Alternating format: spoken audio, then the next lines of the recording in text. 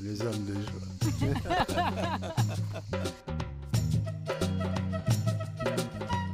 Bienvenue dans le podcast qui respire la joie entre les hommes. Cette première mini-série, Mes hommes de joie à moi, est consacrée à des hommes qui ont inspiré, stimulé, voire accompagné mon chemin de retour à la joie.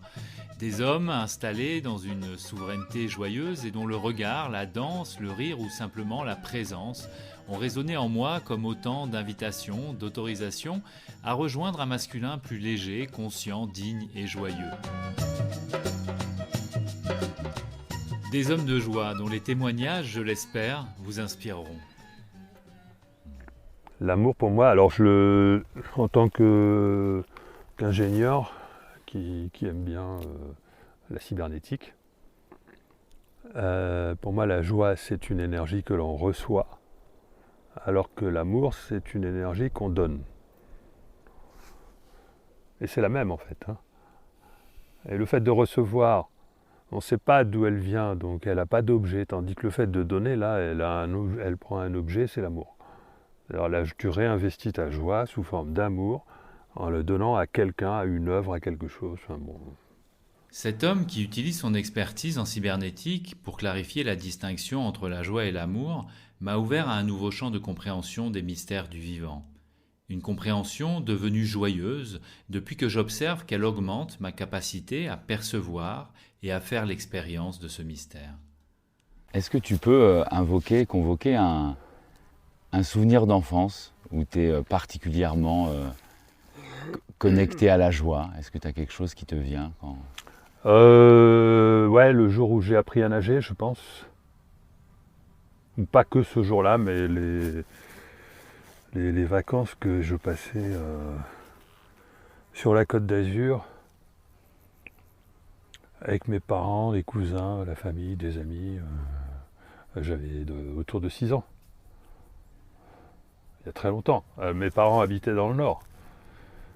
Même pas à Paris. Enfin si, à Paris, au nord de Paris. Et tous les étés, ils allaient sur la côte.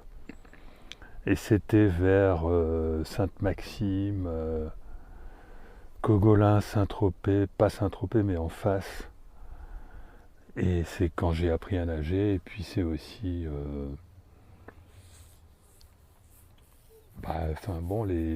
Et quand je jouais au boule, à la pétanque, on faisait des concours de pétanque, et avec mon frère, on gagnait des concours de pétanque. Tu dirais, c'est quoi les qualités de cette joie ou les qualités de cet enfant à ce moment-là en joie? Quelle qualité d'être tu pourrais nommer qu'il y avait dans cet enfant à ce moment-là? C'est difficile à dire parce que j'ai pas creusé ça. Ce sont mes rares souvenirs de jeunesse qui sont des bons souvenirs, mais j'ai pas creusé la joie correspondante. C'est pas le genre de joie qui correspond spécialement à mon être. Enfin, ces plaisirs-là, c'était des plaisirs. Ce sont les bons moments dont je me souviens dans ma jeunesse. Mais sinon, moi, ma jeunesse, j'ai été un sage pendant ma jeunesse. Et j'avais des joies intellectuelles, probablement. Je lisais beaucoup. Bien sûr, la lecture. La lecture des philosophes m'a mis en joie. Cet homme, c'est Philippe Guimand. Je pourrais dire on ne le présente plus tant ses livres et conférences sont devenus incontournables, car ce centralien, ingénieur, physicien du CNRS et entrepreneur, spécialiste du chaos et de l'intelligence artificielle, tisse depuis son plus jeune âge de précieux liens entre science et spiritualité. Dans ce témoignage, il nous dévoile son histoire à travers le prisme de la joie, une balade ponctuée de pauses musicales de son choix. Il y a différents types de joies. Les joies les plus intenses que j'ai vécues quand j'étais jeune, enfant, c'était en lien avec la sensorialité. Donc je t'ai dit apprendre à nager. Le fait de nager, le fait de jouer aux boules, le fait de les repas de fête en famille, voilà, le fait de manger. Enfin bon, moi j'ai tous les plaisirs de la vie. Moi je suis quelqu'un qui apprécie tous les plaisirs de la vie. C'est pas ça que j'ai creusé. C'est pas ça qui m'a fait découvrir l'essence de la joie ni l'essence de mon être.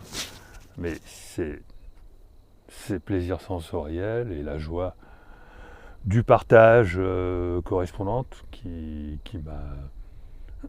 ça donne de l'énergie quand même.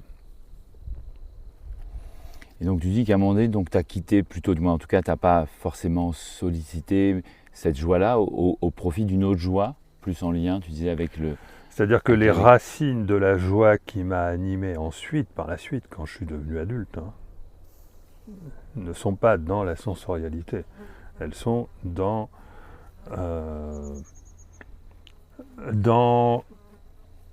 on va dire, ma recherche intellectuelle, mais j'aime pas le mot intellectuel, ma recherche de connaissance, de compréhension de l'univers. Parce que j'ai été un sage, si on peut dire. J'ai été rapidement sensible, dès l'âge de 14 ans, aux philosophes, en premier lieu Descartes, dont pourtant c'est pas un joyeux Descartes. Mais quand j'ai découvert Descartes, ça m'a fait une révélation, un peu comme si je découvrais des choses que je comprenais naturellement, qui n'étaient pas censées pourtant être lues, découvertes par quelqu'un avant l'âge de 18 ans, parce qu'il faut une certaine maturité. Et ben, moi, j'ai découvert ça très tôt, même Einstein, à 16, 17 ans. J'étais passionné par les livres, un peu l'astronomie, parce que je sentais qu'il n'y avait pas de fond, trop de fond derrière, mais beaucoup la philosophie, en lien avec la physique, c'est-à-dire les problèmes fondamentaux liés à la compréhension de la réalité. C'est-à-dire ma question majeure,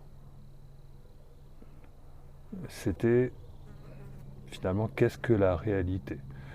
Comment peut-on comprendre cette réalité ? Comment fonctionne cette réalité ? Et ça a toujours été une obsession. Une obsession joyeuse. Joyeuse, petit à petit devenant joyeuse, au moment où j'ai compris que effectivement c'était lié à un chemin de vie. C'est-à-dire que quand j'ai découvert par exemple un peu plus... Oui, dès l'âge de 17-18 ans, le mystère du hasard, enfin le grand mystère du hasard. Le hasard, qu'est-ce que c'est que le hasard ? Parce qu'en fait, il y a des choses joyeuses dans ces questions fondamentales, c'est en lien avec le hasard et la conscience, bien sûr. C'est-à-dire que, aujourd'hui je suis quelqu'un qui parle beaucoup de la physique de la conscience, mais c'est enraciné dans les moments de joie, effectivement, lorsque j'ai fait mes premières expériences sur le hasard. Parce que j'avais été déjà initié à la physique quantique, je m'intéressais à la parapsychologie, aux expériences de Rhine, à la télékinésie,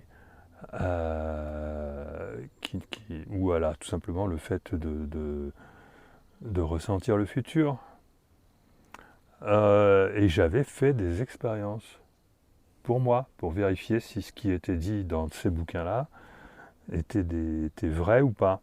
Je sentais qu'il y avait quelque chose. Et quand j'ai vérifié, et alors, oui, ça m'a mis en joie, parce que lorsque j'ai découvert que je sentais qu'il fallait que je m'investisse là-dedans, et ce qui m'a mis en joie, d'ailleurs, c'était moi, ce qui me mettait en joie déjà, c'était les mathématiques. Le fait de faire des calculs assez sioux, et notamment là, en l'occurrence, faire des calculs de courbes de probabilité, alors que les ordinateurs n'existaient pas, que les calculettes venaient à peine de sortir. Moi, je dessinais des courbes de probabilité pour savoir si les expériences que je faisais avec des dés ou avec des cartes donnaient des résultats qui étaient qui sortait de la normale ou pas. Est-ce que ça avait moins d'une chance sur 10, moins d'une chance sur 100, moins d'une chance sur 1000? Et j'ai éprouvé de la joie lorsque je me suis mis à sentir que je pouvais faire ces calculs et à les faire. Lorsque j'ai réussi à faire ces calculs. Et ensuite, j'ai éprouvé de la joie lorsque j'ai vu que les premières expériences que je faisais, elles fonctionnaient. C'est-à-dire que les premières expériences, je me suis aperçu que les tests que je faisais avaient moins d'une chance sur 1000 de se produire. Et donc là, ça m'a mis en joie. Parce que j'avais vérifié par moi-même quelque chose qui était réputé extraordinaire et même impossible. Ça donne une confiance terrible, ça. Et toute ma vie, ça a été ponctué de moments de joie qui sont venus du fait que j'ai vérifié que l'extraordinaire était possible. L'extraordinaire en lien avec mon cheval de bataille principal, ma préoccupation principale question principale, qui est qu'est-ce que le réel, qu'est-ce que la réalité, comment fonctionne la réalité, qu'est-ce que la conscience vient faire. Est-ce que la conscience peut agir sur la réalité? Est-ce que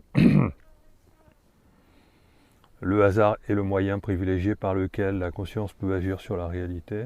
Est-ce qu'il y en a d'autres? Toutes ces questions-là. Ce qui m'a naturellement amené à m'intéresser au phénomène de synchronicité, la lecture de certains livres comme le livre d'Arthur Koestler, Les racines du hasard, m'a mis en joie. Donc voilà, moi je me souviens petit à petit là, de ce qui m'a mis en joie du coup, qui ne me revient pas tout de suite, hein, dans le passé. Donc il y a effectivement les expériences sensorielles, parce que j'ai toujours été un bon vivant, et il y a les expériences intellectuelles en lien avec le hasard et le potentiel de la conscience humaine. Avec deux qualités de joie qui semblent différentes ou ça amène à la même joie? Aujourd'hui,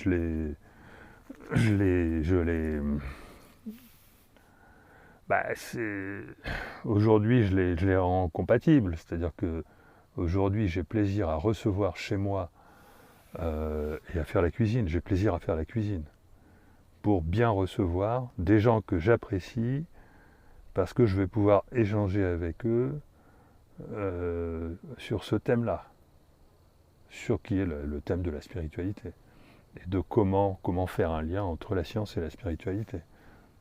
Puisque ça a toujours été finalement parce que je ne connaissais pas le mot spiritualité quand j'étais gamin, mais le fait d'être quelqu'un qui s'intéresse à la nature du réel, au fonctionnement du réel, au hasard, à la conscience, ça mène naturellement à la spiritualité. Et en fait, c'était ça les racines de la joie. Après, il y a eu encore un autre type de joie, un troisième type de joie. C'était donc ça, c'est la joie en lien avec la découverte de la réalité, de l'extraordinaire. Et de l'extraordinaire, mais pas comme ça, juste assister à ça. Réfléchir pour comprendre comment ça fonctionne, hein, au final. Ce qui a fait que j'ai écrit des bouquins après.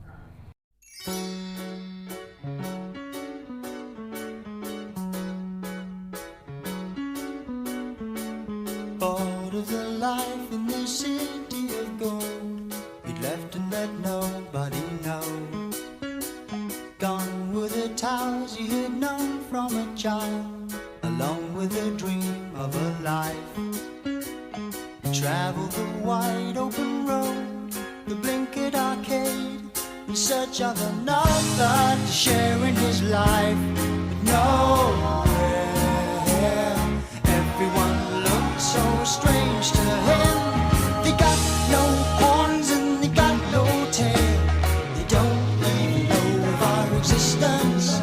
Am I wrong to believe in the city of gold that lies in the deep distance? They cried and wept as they they led him away to a cage.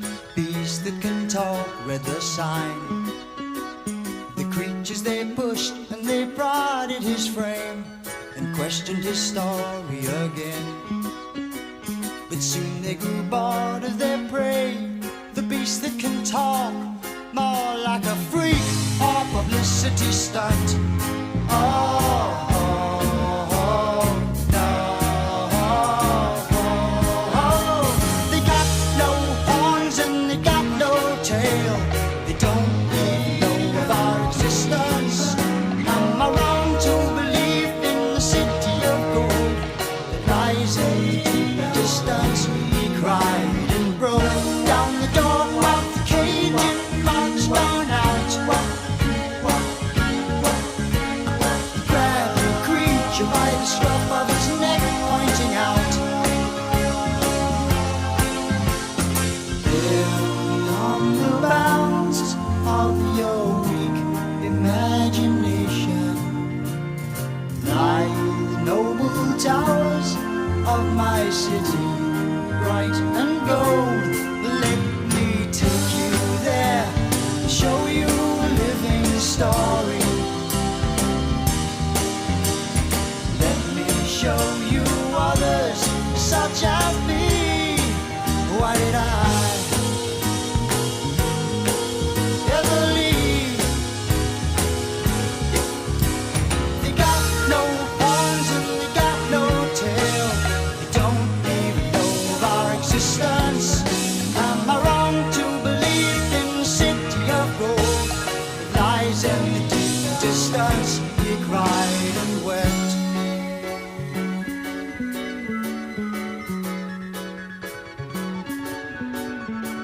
And so we set out with the beast and his horns and his crazy description of home. After many days' journey we came to a peak where the beast gazed abroad and cried out. We followed his gaze and we thought that maybe we saw a spire of gold. No, a trick of the eye, that's all. But the beast was gone and a voice was heard. They got no horns and they got no tail. They don't even know of our existence. Am I wrong to believe in the city of gold that lies in the deep distance?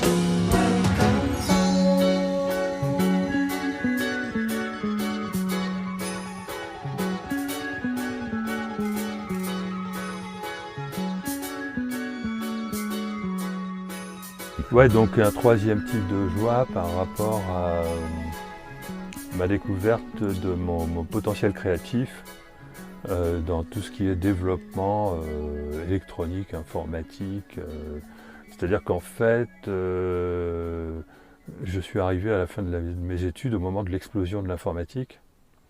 Et du coup, j'ai plongé là-dedans. Même dans des choses que j'avais pas appris à l'école. L'informatique existait à peine puisque à l'époque, quand je suis sorti de Centrale, de l'école donc d'ingénieur, on utilisait encore des cartes perforées pour faire des programmes. Et juste quand je suis sorti, sortaient les premiers micro-ordinateurs, Apple, etc., tout ça.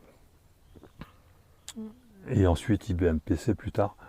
Et je me suis plongé là-dedans et je suis devenu très bon là, très fort. Et donc ça m'a permis de découvrir ma créativité et le fait que je pouvais faire n'importe quoi. Je pouvais développer, je pouvais devenir un magicien dans ce domaine de l'informatique. Même parce que je suis vraiment allé dans l'électronique et dans l'informatique, vraiment de base, langage machine, assembleur, microprocesseur, j'ai tout compris. Et après, j'ai bien maîtrisé tout ça.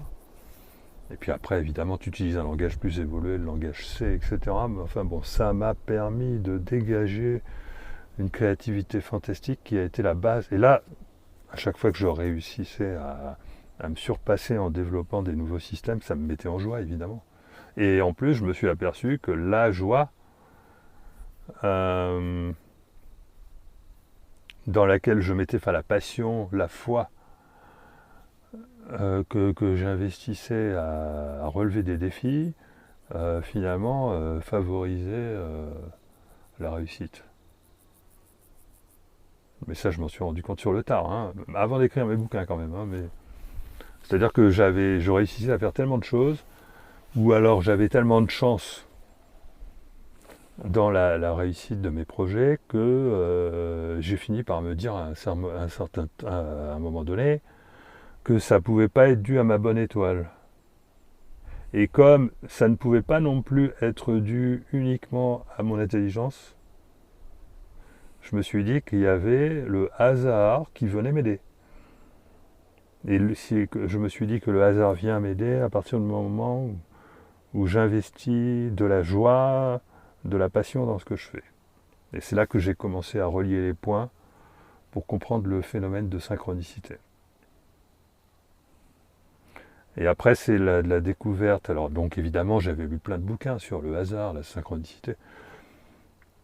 Et sur le temps, parce qu'évidemment, un physicien, tu ne peux pas ne pas lire les bouquins sur le temps. Et m'avait mis en joie, là aussi, la découverte que le temps n'est pas ce qu'on croit, et que du coup, je m'apercevais que j'avais la chance infinie d'être arrivé dans la société en tant qu'ingénieur au bon endroit, au bon moment, en tant que physicien, pour arriver à être bien placé pour comprendre comment fonctionne l'espace-temps finalement. C'est-à-dire si j'avais pas développé les capacités créatives que j'ai développées, avec du coup la vision de l'information du numérique était très importante pour un physicien. Et en plus, donc, enfin, il y avait tout un tas de facteurs qui faisaient que j'étais bien placé pour comprendre l'espace-temps. Je n'ai pas la prétention de comprendre l'espace-temps, hein, c'est pas ce que je veux dire. Mais disons que parmi les critères requis pour avoir une bonne compréhension de l'espace-temps, j'avais la chance de réunir tous ces critères. Être à la fois un physicien de l'information qui est capable de développer des programmes de simulation assez sioux pour vraiment bien fouiller cette histoire en lien avec la thermodynamique. Enfin, j'avais étudié quand même la physique quantique, j'avais étudié la thermodynamique, j'avais étudié tout ce qu'il fallait. Je découvrais les problèmes du temps dans des livres qui dépassaient la physique mainstream, bon, parce que c'était des livres un peu aussi en marge. Les livres d'Étienne Klein, les livres de tous les physiciens français. Les Français sont en avance sur la compréhension du temps. Donc j'ai lu tout ça, voilà, c'est-à-dire que connaissant la réalité de la synchronicité, ayant les bases en physique qui permettent de comprendre, et ayant les capacités créatives en lien avec tout ce qui est numérique, informatique, simulation, etc., ayant aussi développé des systèmes d'intelligence artificielle, ayant aussi travaillé dans le domaine de neurosciences, parce que j'en oublie, hein. Disons que voilà, j'ai cumulé tous les facteurs qui faisaient que j'étais en mesure de comprendre la mécanique de l'espace-temps, et c'est ça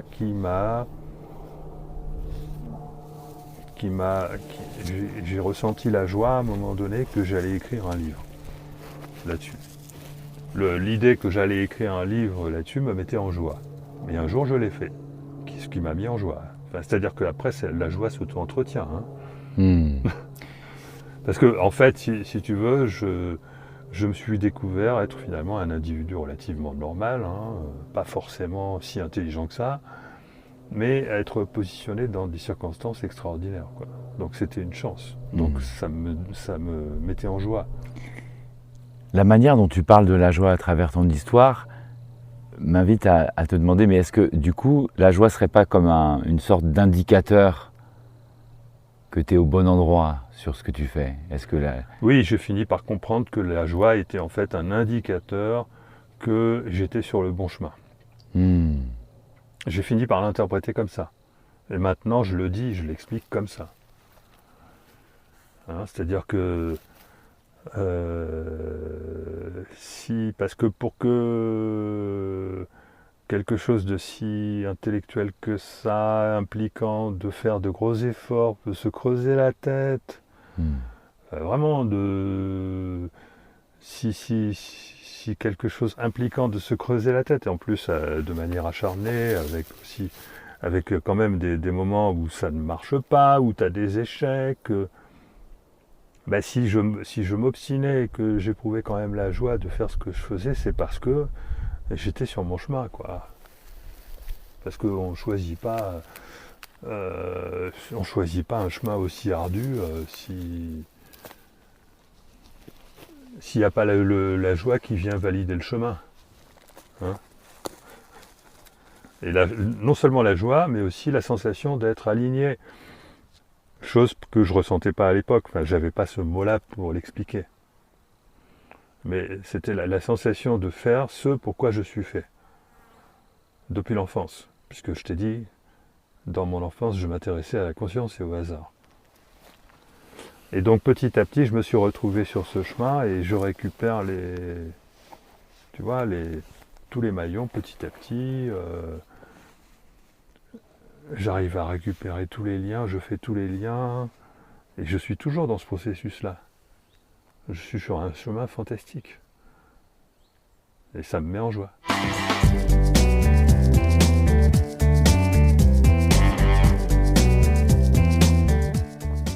Il y a des moments où tu as perdu cette joie. Alors on pourrait voir, parce que là vraiment quand on parle, il y a vraiment deux joies complètement différentes. Il y a la joie effectivement plus liée à la sensation d'être, d'expérimenter la vie par les sens.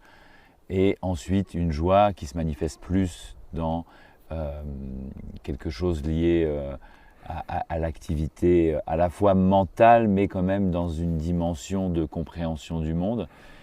Est-ce qu'il y a des moments où tu as perdu cette joie ou cette connexion à la joie? Des phases de vie? Non. Je dirais que c'est grâce à ça que... En fait, voilà. À partir du moment où j'ai découvert mes capacités créatives à ma sortie de l'école, ça ne s'est plus jamais arrêté. J'ai développé petit à petit parce que j'ai eu la chance d'être sur des projets super, quoi, qui représentaient à chaque fois un défi. Ça m'a développé la confiance en moi, puisque quand tu réussis à faire un truc, après tu fais un truc encore plus sioux, et quand tu réussis à le faire, après tu arrives à doser, quoi. Hein. Mais je dirais qu'il y a trois types de joie. Il y a la joie dont on parlait au départ, qui est plus dans le sensitif. Il y a la joie qui correspond à ma quête, qui n'est pas spécialement intellectuelle, c'est ma quête de compréhension du monde, ma quête de compréhension du réel. Ça, c'est quelque chose qui est spirituel. D'accord ? C'est une question existentielle, fondamentale, philosophique, métaphysique et spirituelle. Et puis, il y a la troisième source de joie qui est la joie que j'éprouve lorsque je réussis à créer du nouveau. Alors ça peut se produire dans le domaine informatique lorsque je développe, et ça peut se produire maintenant ça se produit plus dans le domaine informatique lorsque je développe des trucs compliqués, mais ça se produit dans le domaine littéraire lorsque j'écris des livres et que ça vient tout seul. Et donc là, on pourrait dire que c'est une quatrième source de joie, mais bon, c'est la joie créative, quoi. La joie associée à son potentiel créatif. C'est mon troisième type de joie. On pourrait différencier celle qui vient du développement informatique et celle qui vient de l'écriture, ce qui ferait 4. Et en même temps, est-ce qu'on ne peut pas voir dans ces différentes joies des qualités d'être à chaque fois qui sont quand même similaires? Oui, de toute façon, maintenant, j'ai compris que l'être est lié à la joie, quoi. C'est-à-dire que si tu n'es pas relié à qui tu es, si tu n'es pas qui tu es en faisant ce qui te met en joie, ben non, tu n'as pas la joie. C'est-à-dire que bon, même pour le sensitif, se laisser aller à la vie, tout simplement. Donc, c'est une qualité d'être. Ne pas Bon, après, il faut faire attention parce que ça aboutit à des excès, hein. Mais bon, moi, c'est mon problème principal dans la vie, c'est faire attention à ne pas faire trop d'excès. Mais je suis excessif. Je mange trop, je bois trop, voilà. Bon, avant, j'ai réussi à arrêter de fumer, c'est déjà pas mal. Mais bon, j'ai toujours été excessif, toujours mangé énormément. J'avais toujours eu un énorme appétit. Mon appétit est un problème. Parce que bon, ben, je fais quand même des efforts pour ne pas grossir comme ça. Enfin bon, je suis obligé de. Mais bon, voilà, j'ai un fort appétit. On peut relier cet appétit au goût de la vie, hein. J'ai le goût de la vie, j'ai le goût de. Je suis un bon vivant. Voilà. Ça, c'est le premier type de joie et c'est lié à l'être vivant. Que ça, c'est tout le monde, elle concerne tout le monde, cette joie-là. En plus, et bon, la joie liée aux capacités créatives, elle concerne aussi beaucoup de monde, parce que les gens, en général, leur source de joie, c'est leur source de créativité. Là, ça concerne aussi beaucoup de monde. Je ne suis pas du tout le seul à être en joie parce que j'arrive à me réaliser, quoi.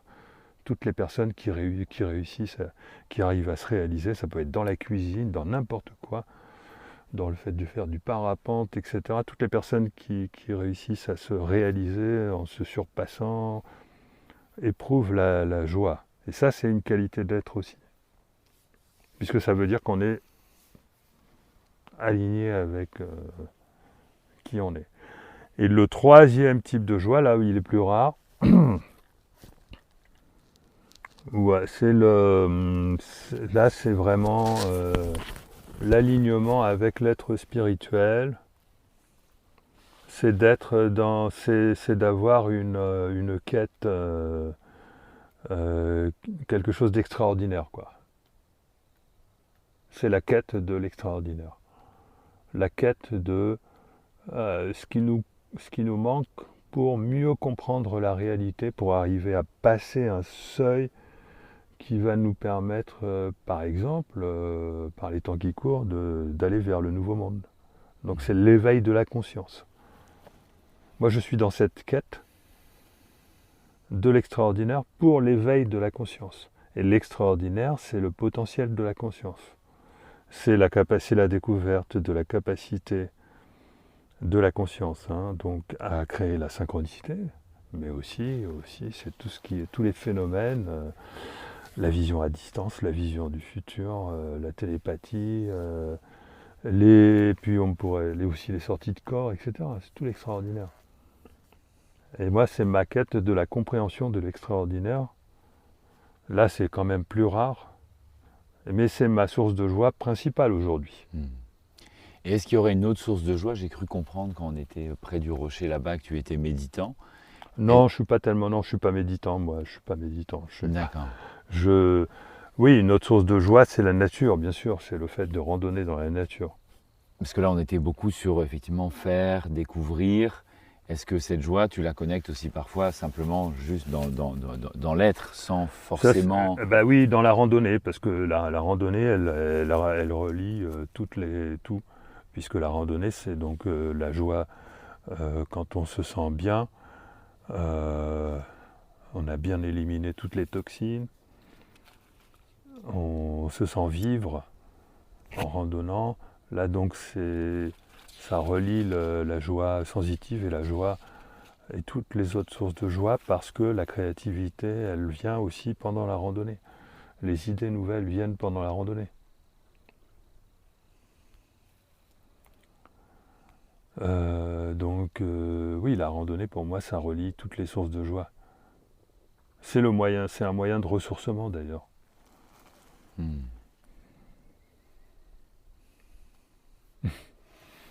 J'aime beaucoup cette idée que la joie, ça m'avait marqué quand j'avais lu Dialogue avec l'ange, où l'ange répond l'indice c'est la joie, l'indice c'est la joie. Et j'aime beaucoup cette idée effectivement, de voir la joie comme un indicateur. Une boussole. Comme une boussole, ouais. Comme une boussole. Je trouve Oui. ça vraiment très très intéressant, cette notion. Ouais. Je sais que tu l'as développé un peu, il me semble. Ah oui, complètement, parce que le problème principal qui nous empêche de nous relier, c'est le conditionnement. Et dans mon modèle de la conscience, il y a 3 sources de conditionnement, parce que la conscience a 3 centres. Les 3 centres de la conscience, c'est le mental, l'émotionnel et l'ego. Le mental, c'est à la fois conscient et inconscient, c'est tout ce qui est mécanique chez nous, quoi. C'est le vélo, c'est le penseur, celui qui analyse tout en permanence. Il y a l'émotionnel, par contre, là, l'émotionnel, il peut être esclave du mental, mais il peut aussi ne pas l'être, il peut aussi conduire le mental. Ça dépend. Plus les émotions sont positives et plus elles conduisent le mental, plus elles sont négatives et plus elles sont esclaves du mental. Et là aussi, il y a de l'inconscient et du conscient. C'est-à-dire qu'on ne maîtrise pas plus ses pensées que ses émotions, parce que ça remonte de l'inconscient. Et il y a l'ego. L'ego, c'est uniquement le conscient qui fait la synthèse des deux, qui dit « je suis telle personne et j'ai telle image à préserver, j'ai tels intérêts à préserver ». Et l'ego a un équilibre à préserver par rapport à la situation de la personne dans la société, son job, ses amis, sa femme, ses gosses, ses possessions, etc. Ça, c'est l'ego. Et l'ego, lui, c'est le gardien de l'identité fausse, évidemment. C'est le gardien de la personnalité, de la fausse identité. Qui est juste utile, elle est utile, cette fausse identité, cette personnalité, mais ça ne correspond pas à l'être. D'accord ? Eh bien, ces trois aspects de la conscience sont 3 sources de conditionnement. C'est-à-dire le mental est conditionné parce qu'il est formaté, l'émotionnel est conditionné parce qu'il est conditionné par tout le qu'en dira-t-on, tous les jugements, faire attention à ne pas être d'extrême droite, tu vois, c'est des qualificatifs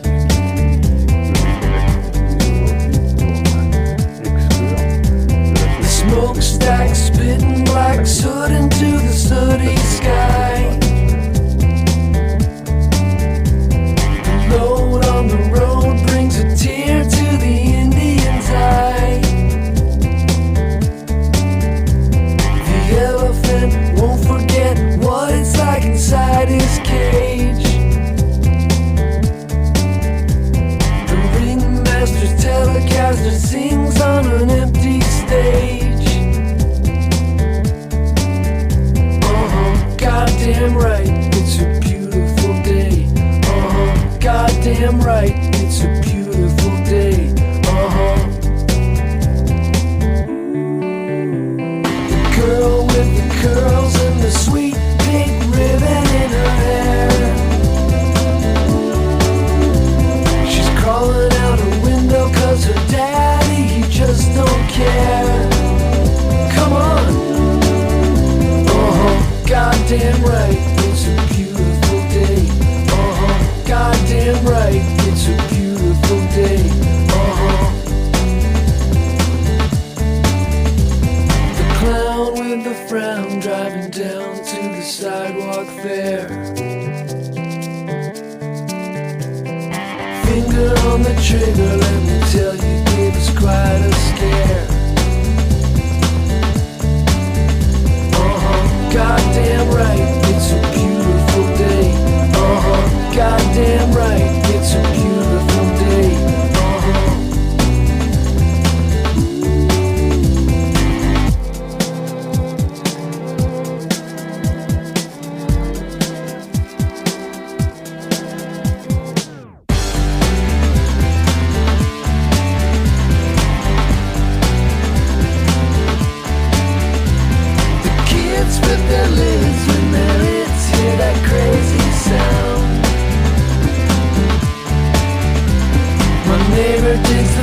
Still is moving to another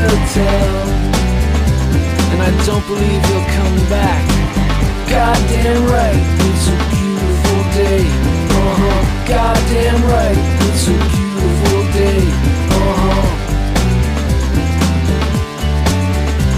Well, I don't know how you're taking all the shit you see. Don't believe anyone, and most of all, don't believe me. Believe you. Goddamn right, it's a beautiful day. Goddamn right, it's a beautiful day. Goddamn right, it's a beautiful day. Goddamn right, it's a beautiful day.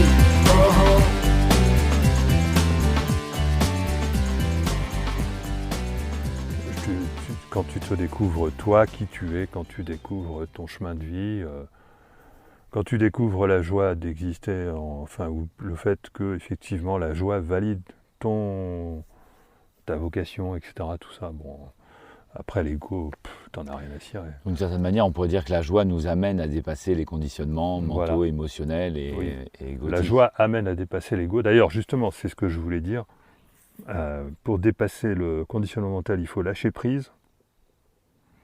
Pour dépasser le conditionnement émotionnel, il faut avoir confiance, développer la confiance. Et pour dépasser le conditionnement de l'ego, il faut être en joie. Il n'y a rien qui ne se commande là-dedans. Parce que lâcher prise, ça ne se commande pas. On peut demander au cerveau de lâcher prise, il n'y arrivera pas. Avoir confiance, ça concerne surtout les femmes. Il y en a qui peuvent mettre une vie entière, elles n'auront jamais confiance en elles, même des hommes. J'ai connu des femmes qui, décidément, elles n'arrivaient pas à avoir confiance. Et se libérer de l'ego, alors là, c'est pas évident du tout. C'est la première mort, on appelle ça la première mort. Tellement c'est considéré comme pas évident. En général, c'est autour de la cinquantaine ou entre 40 et 50 ans. Il y en a qui vivent jamais leur première mort, hein, et qui gardent l'ego jusqu'à leur mort. Bon, ben voilà, c'est trois sources et donc la plus importante, elle est guérie par la joie, qui ne se commande pas.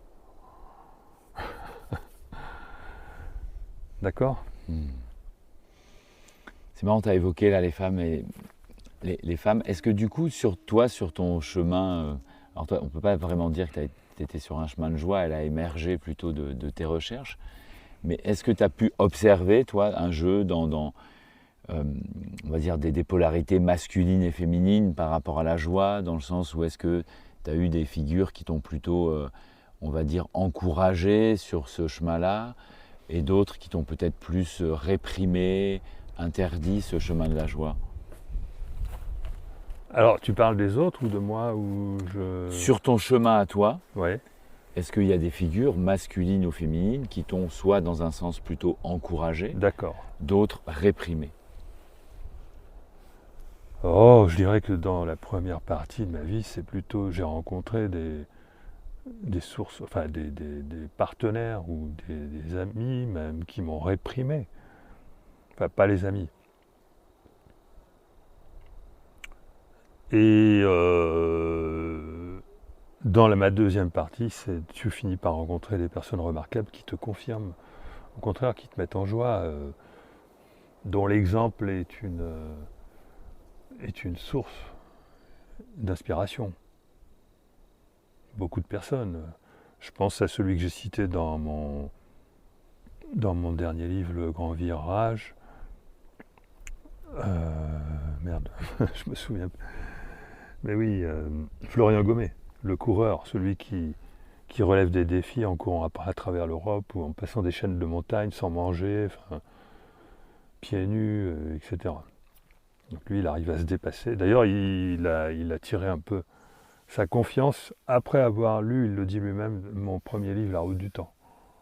Parce qu'il a découvert les synchronicités, et il a découvert que la synchronicité pouvait, c'est-à-dire que il a découvert que sa confiance, ce qu'il investissait dans ce qu'il faisait, allait suffire pour qu'il rencontre les personnes automatiquement ou les situations qui allaient l'aider à trouver où dormir, à trouver comment manger, à se dépasser, etc. Donc, bon, c'est juste un exemple, mais il y en a d'autres. Hein. Mais dans la première partie de la vie, bah, c'est normal, on a soi-même, puisque moi, avant de devenir spirituel, si on peut dire, j'ai eu des épreuves de vie, surtout en relation avec les personnes avec qui j'ai vécu. Hein. J'ai vécu avec plusieurs femmes différentes, consécutivement.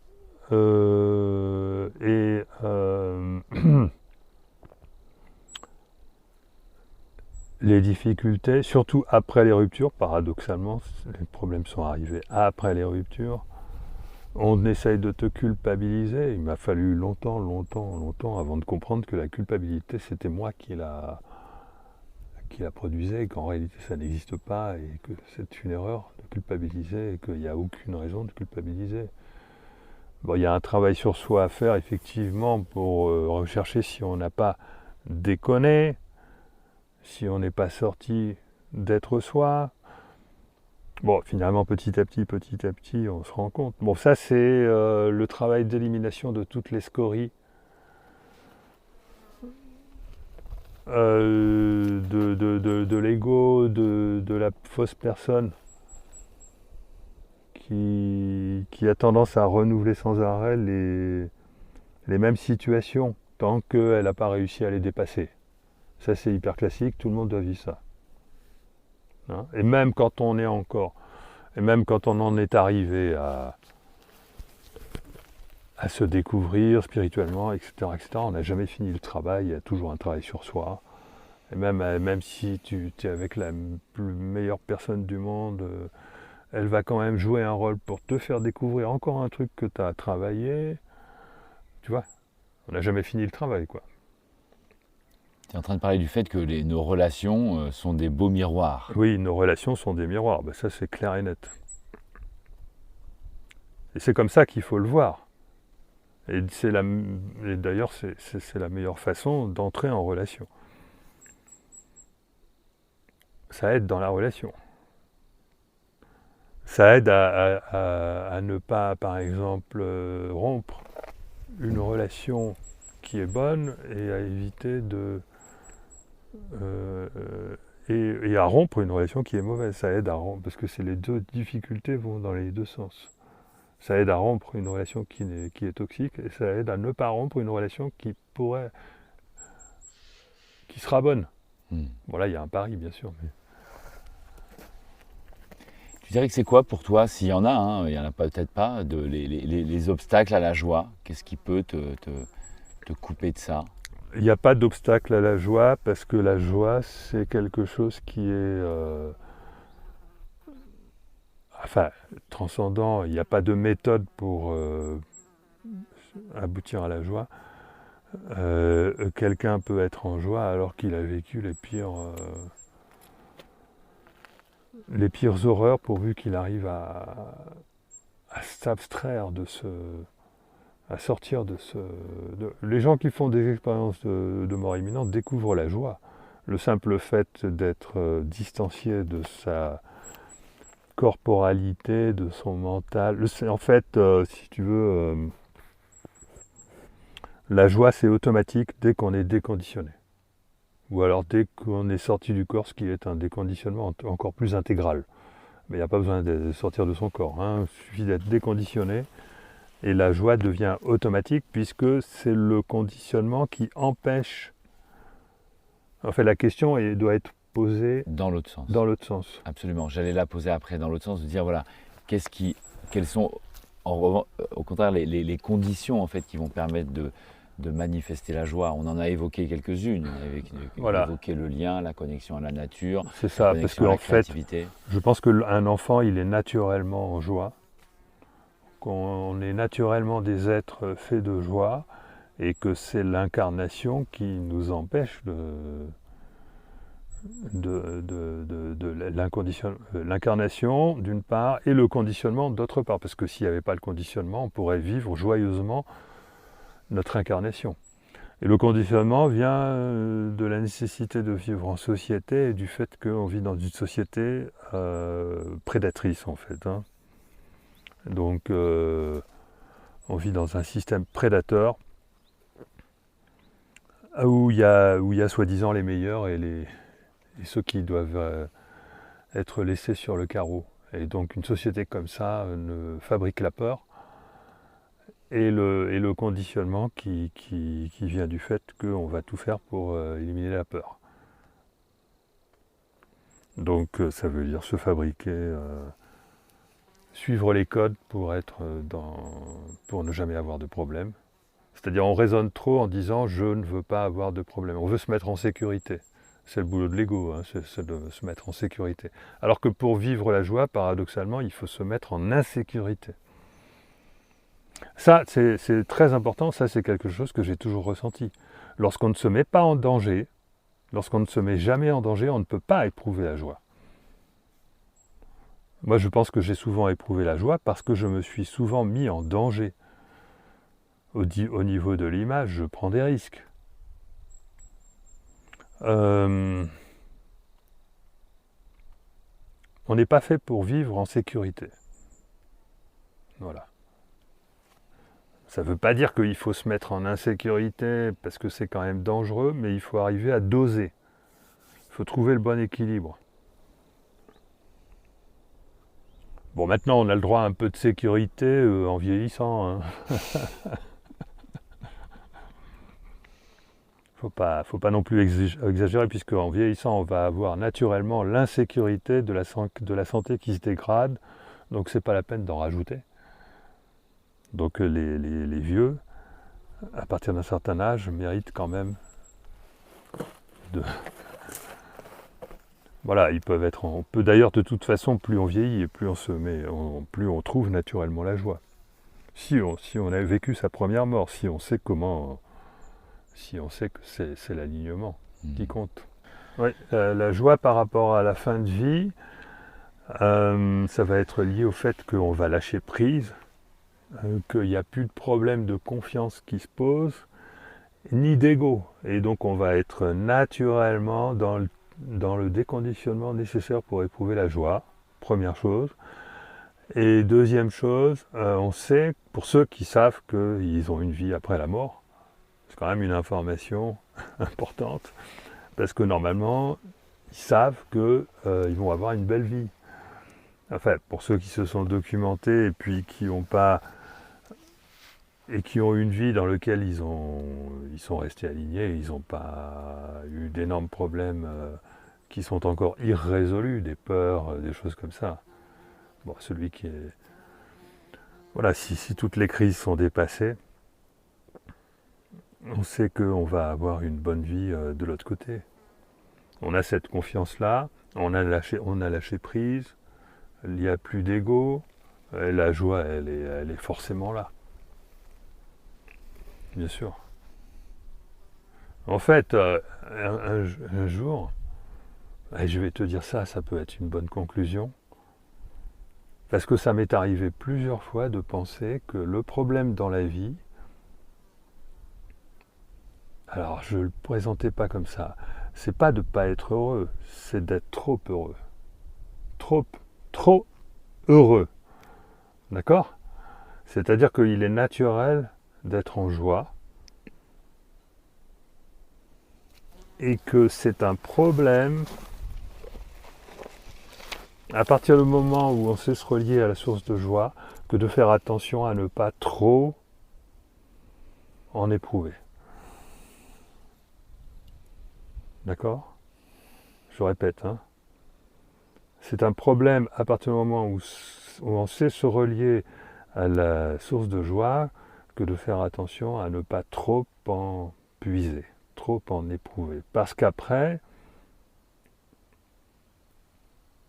ça risque de devenir incompatible avec le fait d'être incarné dans cette vie-là, tu vois. Parce qu'après, comment dire, on n'est plus dans la tâche. Ce qui permet de rester dans la tâche, la raison d'être sur Terre, ce qu'on est venu faire sur cette planète, ce qui permet d'être dans la tâche, c'est, oui, un peu la joie quand même, bien sûr, mais c'est la difficulté de la tâche. Si la joie était trop présente, et que la difficulté faisait peur, on serait trop dans la joie, on s'arrête, on va dans un monastère, on va méditer, on va se relier. Je pense que ceux qui font cette démarche-là, monastique, c'est parce qu'ils ont une source de joie. Alors c'est très bien, un respect complet, parce qu'en plus ils ont quand même une fonction qui est celle de prier. Or la prière, on sait, elle est créative, donc c'est bon. D'accord ? Oui, mais quand même, l'espace-temps n'est pas organisé comme ça. C'est-à-dire que c'est pas la fonction première de l'incarnation que de prier pour que les choses arrivent. D'accord ? C'est la fonction première de l'incarnation, c'est quand même la tâche. D'accord ? Et si la tâche est... Et je peux comprendre que, bon, ben... On peut ne pas être... Bon, remarque que les gens qui vont dans un monastère, ils ont quand même des tâches quotidiennes, hein, bien sûr. Ça permet d'équilibrer. Non, mais ce que je veux dire, c'est que... c'est la conclusion, c'est que la joie, c'est un peu comme une énergie.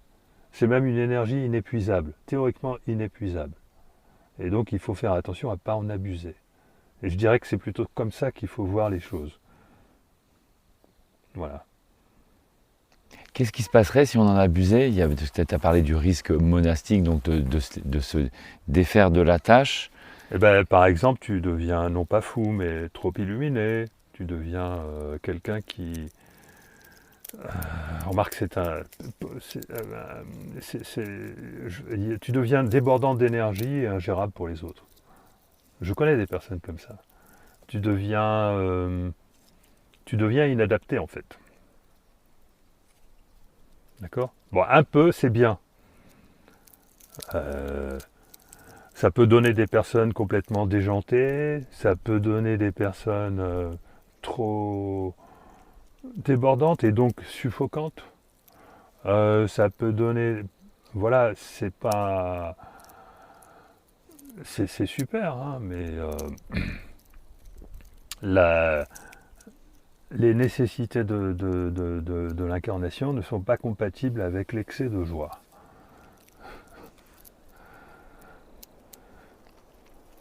Les nécessités de l'incarnation, c'est pas très clair pour moi. Il y a la notion de tâche. Les contraintes de l'incarnation, avec la notion de tâche, et la notion d'intégration dans une société, dans un collectif,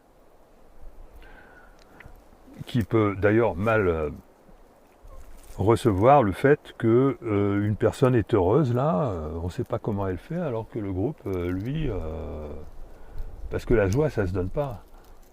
L'amour, ça se donne, mais pas la joie. Et donc peut-être que la solution est dans l'amour, c'est-à-dire il faut investir sa joie dans l'amour. Mais alors là, on revient à une tâche, parce que la meilleure façon de donner, c'est la tâche. C'est de s'investir. Donc voilà. La joie, c'est une énergie qui a besoin d'être utilisée, en fait. Voilà. C'est pas... En fait, on n'est pas ici pour être heureux. Hein ?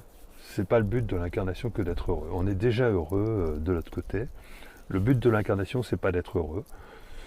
On va quand même être heureux. On va récupérer de la joie sur le chemin, ce que c'est génial. Ce qui rend heureux, c'est pas la destination, c'est le chemin. D'ailleurs, voilà, c'est ça la bonne conclusion au final. C'est-à-dire que finalement, ce qui compte, c'est le chemin. C'est ça qui va être la source de joie. Moi, je sais par expérience que quand j'ai réussi à faire quelque chose de grand, qui m'a donc mis en joie, pas tout le temps, hein, mais quand même suffisamment pour être bien sur le parcours, sur le chemin, une fois que je l'ai réussi, ça m'intéresse plus, et la joie, elle s'en va. Donc c'est pas la destination qui compte. C'est pas le moyen, il n'y a pas de moyen, il n'y a pas de condition pour être heureux. Être heureux et donc être en joie, c'est quelque chose qui nous est donné naturellement, la joie étant une énergie. Et elle a besoin d'être utilisée, elle a besoin d'être investie pour réaliser quelque chose de grand à travers donc l'amour. La joie se transforme en amour qui est véritable parce qu'il s'agit de don. Education